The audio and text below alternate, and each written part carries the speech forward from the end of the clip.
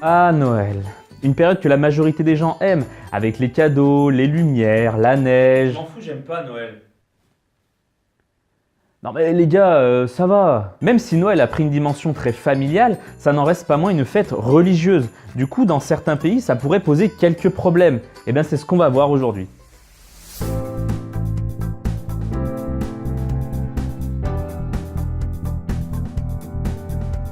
Bien, on va répondre directement à la question. Oui, on peut fêter Noël de partout. Enfin, à quelques exceptions. Il y a un pays du nom de Brunei qui interdit formellement Noël. C'est un petit pays d'Asie du Sud qui se trouve ici. Là, voilà, par là. À savoir que ce pays est un sultanat. Il y a donc un sultan. Un sultan. C'est un état relativement récent puisqu'il a acquis son indépendance du Royaume-Uni en 1984. Donc c'est un pays qui a instauré la charia. Et là vous me direz, c'est quoi la charia ?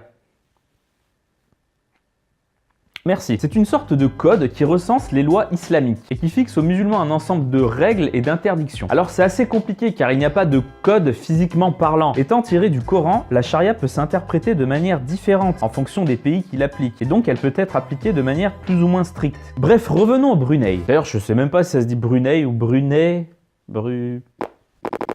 C'est après avoir mis en place la charia qu'en 2014, le sultan interdit formellement Noël. Alors c'est pas une simple tape sur les doigts que vous risquez si vous fêtez Noël. Car depuis 2014, fêter Noël au Brunei est punissable de 5 ans de prison et 20 000 $ d'amende. Ça fait cher la dinde. Bon, cette interdiction ne vaut que pour les musulmans. Pour les autres, les chrétiens, autres religieux ou même ceux qui veulent simplement fêter Noël, vous ne pourrez pas non plus vous balader dans les rues du Brunei avec un pull de Noël. Non, fêter Noël est seulement autorisé en privé et sans en faire la promotion. Bon et sinon on a quoi d'autre dans le monde? Prenant la même direction que le Brunei, on a la Somalie et le Tadjikistan qui ont eux aussi interdit Noël en 2015. Mais Noël reste toujours autorisé en privé. Ah oui, au Canada, un nouveau projet de loi vient de fleurir. Il prévoit l'interdiction de l'usage de musique et de décoration de Noël avant le 15 décembre. De lourdes sanctions sont prévues, comme la confiscation des décorations ou la menace de la révélation de la nature du Père Noël aux enfants des contrevenants. T'y as cru? C'était la blague de Noël. Bon, et si on revenait en France maintenant? En France, Noël est une fête très populaire et bien évidemment autorisée de partout. Mais si on entre un peu dans les détails, quelques points noirs apparaissent autour d'un symbole de Noël en particulier, la crèche. Et oui, la crèche est le symbole qui rattache le plus Noël à la religion. Du coup, on a le principe de laïcité qui va rentrer un peu en contradiction avec ces crèches. Le principe de laïcité est en vigueur depuis la loi de 1905 sur la séparation de l'Église et de l'État. L'État est donc neutre face à la religion qui n'a plus rien à faire dans la sphère publique mais se cantonne simplement à la sphère privée. Donc en gros, la religion n'intervient plus dans les affaires de l'État. C'est ainsi que les crèches sont assez malmenées en France. Alors on parle bien évidemment des crèches dans les lieux publics, les hôpitaux, les écoles, etc. Pendant un certain temps, la justice ne s'est pas prononcée sur cette problématique. Ouais, pendant un moment, c'était aux communes de décider si la crèche dans les lieux publics était interdite ou non. Et on a par exemple Lyon qui l'autorisait et Nantes qui l'interdisait. Jusqu'à ce que le Conseil d'État se pointe pour éclaircir tout ça. Enfin, éclaircir...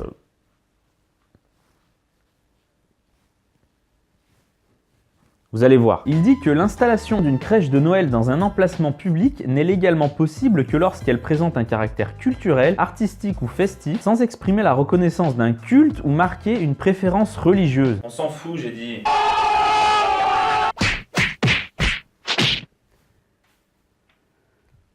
Ok, donc il faut que la crèche soit culturelle, festive ou artistique, mais sans exprimer un culte. Sachant que dans la crèche, on est d'accord, il y a le petit Jésus, les 3 rois mages et toutes les brebis autour. Donc forcément, ça représente le christianisme. Du coup, devant cette décision aussi claire que du plâtre, oui, du plâtre, il y a toujours quelques polémiques qui naissent autour de ces crèches de Noël. Par exemple, à Béziers cette année, il y a eu quelques soucis. L'État a décidé d'attaquer l'installation d'une crèche mobile au début du mois. Alors le maire de cette ville s'était déjà fait condamner plusieurs fois pour avoir installé des crèches dans des lieux publics. Mais cette fois-ci, il a eu une astuce, le gars. Il a mis sa crèche sur roulette, comme ça, en cas de problème, elle pourrait être déplacée. Pas folle la crèche.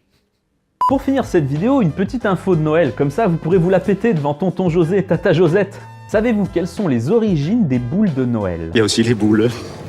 De Noël? Eh bien, au XIe siècle, on accrochait au sapin de Noël des pommes pour représenter le jardin d'Éden. Puis, selon l'histoire, une sécheresse aurait provoqué une pénurie de pommes en 1858. Et donc, pour éviter que les sapins ne soient pas décorés, un verrier de la Moselle a décidé de fabriquer des boules en verre pour remplacer les pommes. La boule de Noël est alors née. Je vous remercie d'avoir regardé cette vidéo. N'oubliez pas de vous abonner et de cliquer sur le petit pouce bleu, vert, bleu. Ça me fera extrêmement plaisir. Je vous souhaite à toutes et à tous d'excellentes fêtes de fin d'année et on se retrouve en 2019 pour de nouvelles vidéos. Allez, ciao!